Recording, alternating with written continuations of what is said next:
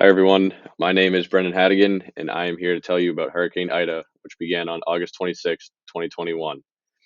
This storm started as a tropical depression in the Caribbean Sea. After leaving the Caribbean Sea as a tropical depression, it would build up, soon to become a Category 4 hurricane. This hurricane would be on track, heading towards Cuba on the 27th of August, 2021, and making landfall in Louisiana on the 29th of August.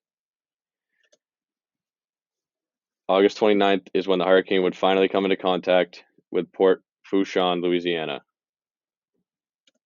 This coincidentally is the same day as Hurricane Katrina, which took place 16 years prior in the same area, taking a similar path as well.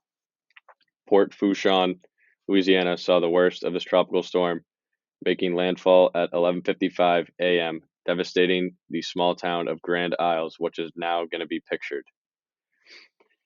This hurricane would have wind speeds originally predicted at 60 miles an hour turn into wind speeds of 150 miles an hour, wiping out everything in its path with its extreme storm surges, wind damage, heavy rainfall, and extensive power outages.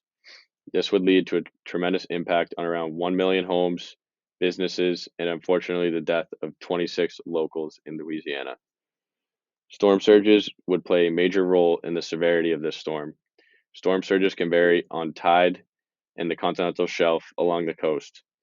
To set things into perspective, a Category 4 storm hitting Louisiana coastline, which has a very wide and shallow continental shelf, will produce a much larger storm compared to a place like Miami Beach, Florida, where the continental shelf drops off very quickly and will have a much smaller effect. In this case, the storm did hit Louisiana and caused storm surges of around 12 feet or more. This, along with the wind, would cause most of the damages along the coast. This storm would end up ripping across the mid-Atlantic region and then fizzling out along the east coast. Hi, my name is Devin Downful, and I'm going to get into the climate aspects of storms like Hurricane Ida. Hurricane Ida is a prime example of how climate change can have such a large impact on the severity of tropical storms. Hurricanes are formed from warm, moist air over water that begins to rise, which is then replaced by cooler air and continues to grow.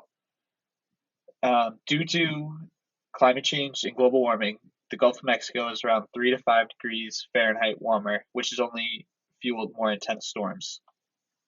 This extra heat acts as fuel for the storm.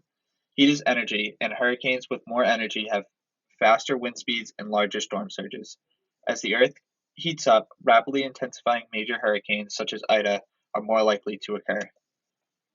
One of the direct impacts this storm had was knocking out power to millions and causing shutdowns at fossil fuel industry sites. When refineries and petrochemical plants restart, they burn off extra hydrocarbons that flare, producing even more greenhouse gas emissions. Pictured is a former Shell employee in Norco, Louisiana, who said that in all of his time working at the facility, he had never seen the flare smoke as bad as it was in the days following Hurricane Ida. Thank you for listening in. That wraps up our quick presentation on Hurricane Ida. I hope you enjoy our website.